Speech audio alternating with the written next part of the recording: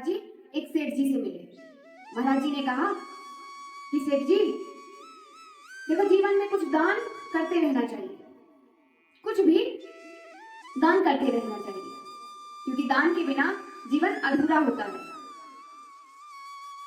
सेठ जी ने कहा महाराज जी दान अच्छी बात है, दान तक तो ठीक है, लेकिन दान हम क्या करें, हमारे घर में दान करने के लायक कुछ है नहीं।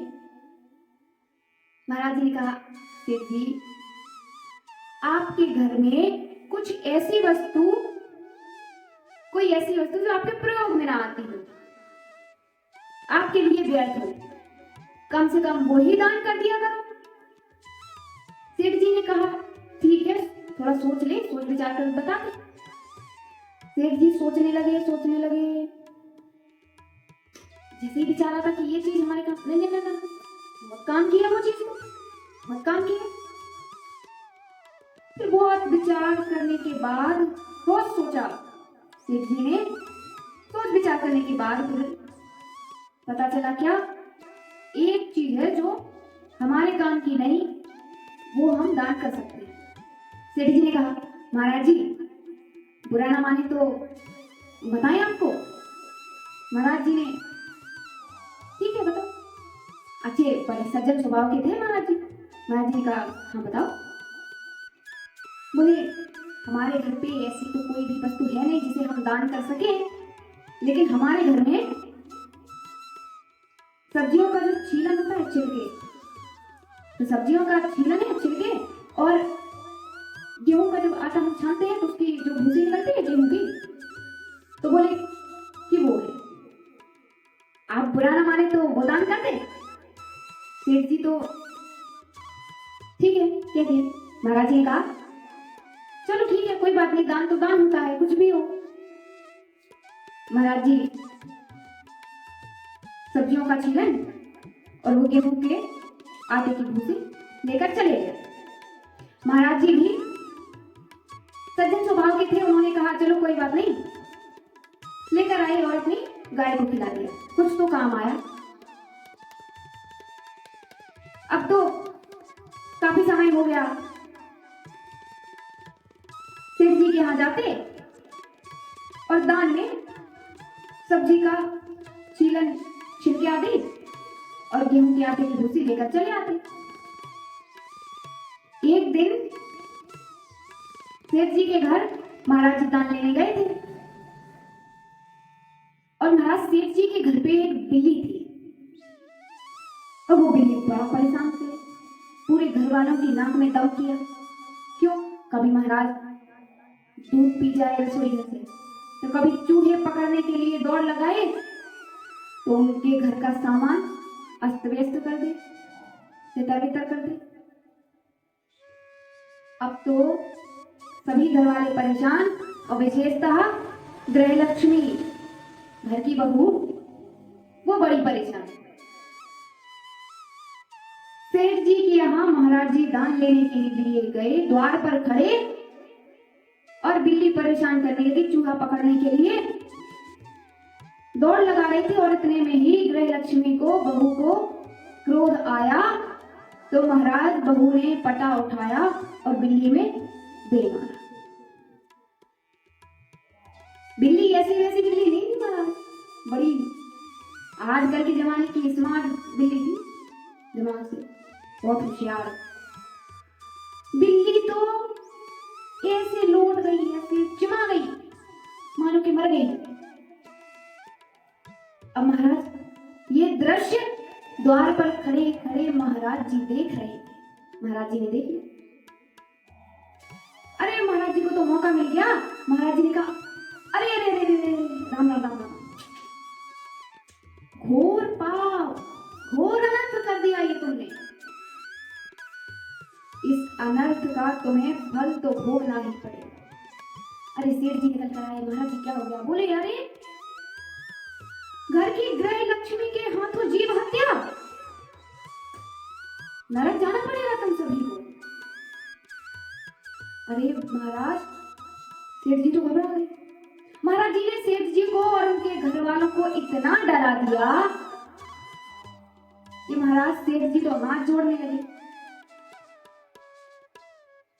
कि महाराज जी अब अपराध तो हो गया है, गलती तो हो गई है, गलती तो हो गई है, इस गलती की क्या क्षमा है, इस भूल को कैसे मिटाया जाए, इसका प्रायश्चित क्या है। महाराज जी विचार लगाने लगे मन में। अब आया ऊंट पहाड़ के नीचे, इतने कंजूस सेठ जी। महाराज जी ने कहा देखो भाई, अपराध तो तुमसे हुआ है और इतना बड़ा अपराध कि तुम्हें नरक ले जाने के लिए पर्याप्त है। सेठ जी कहने लगे महाराज जी आपके आगे हाथ जोड़ रहे, आपके पैर पड़े, आप तो हमें इस पाप से मुक्त कर दीजिए। महाराज जी ने कहा देखो भाई, इसका उपाय हम बता देंगे तुमको, लेकिन पोथी में लिखा है और पोथी हमारे घर पे रखी है, तुम चलो हमारे साथ, हम तुम्हें उपाय बता देते हैं। सेठ जी महाराज जी के साथ उनके घर गए और वहां महाराज जी ने अपना गुणा भाग गणित लगाकर सेठ जी को बता दिया कि देखो भाई, दान करना पड़ेगा तुम्हें। कि दान? कैसा दान? अमृत दान की बात सुनते ही सेठ जी के मुख से हवाइयां उड़ गई, मुखमंडल पर 12 बज गए कि दान दान की बात करने के बाद भी सेठ जी तो महाराज जी को दान के बदले दान में देते ही क्या है, सब्जियों का छीलन और आटे की भूसी। महाराज दान करना पड़ेगा। दान में क्या? दान में 8 क्विंटल तो गेहूं या गेहूं का आटा, ठीक है, और महाराज कम से कम 7 क्विंटल तो दाल चावल आदि राशन बता दिया। पूरी इतनी लंबी लिस्ट बना दी महाराज जी ने। सेठ जी ने लिस्ट देखी तो घबरा ही गए। इतने में महाराज जी ने कहा और सुनो, देखो इतने में मुक्ति नहीं मिलेगी, तुम्हारा पाप इतने में नहीं कटेगा। फिर देखो जो बिल्ली गृह लक्ष्मी के हाथों मरी है ना, हाँ, उस बिल्ली के वजन के बराबर एक सोने की बिल्ली भी दान करनी होगी। अब तो महाराज सेठ जी इतनी टेंशन में पर्चा लेकर घर आए, दान की तैयारी लगाई, सोने की बिल्ली बनवाई और महाराज जी पूरा दान लेने के लिए चले गए। दान समेटा सारा, सोने की बिल्ली लेकर अपने घर को आए। अब महाराज पाप तो कट गया, लेकिन पूरे घर वाले इतने टेंशन में और क्रोध में। सास आई, बिल्ली वहीं पड़ी है, अभी तक बिल्ली उठी नहीं है, स्मार्ट बिल्ली थी ना। सास ने कहा बहू से कि अरे कुलच्छनी, तूने तो सारा घर मिटवा दिया, सारा घर मिटा। क्यों? भाई सोने की बिल्ली दान करवा दी, अब इस बिल्ली का यहाँ क्या काम, इसको यहाँ क्यों रखा है, इसको उठाकर फेंका बाहर। महाराज बहू ने बिल्ली को उठाया और घर के बाहर फेंकने के लिए गई और जैसे ही फेंका, बिल्ली म्याऊ म्याऊ दौड़ लगा के निकल गई। महाराज सभी घर वाले कह रहे कि बिल्ली भी इतनी होशियार, इतनी चतुर कि वो हिली नहीं, अपनी जगह से हिली नहीं, तो सोने की बिल्ली दान करवा दी।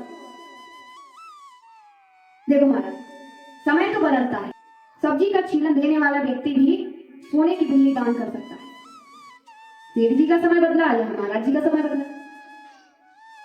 उनकी कृपा तो होती ही है ऐसी कि जब देते हैं तो छप्पर फाड़ दी।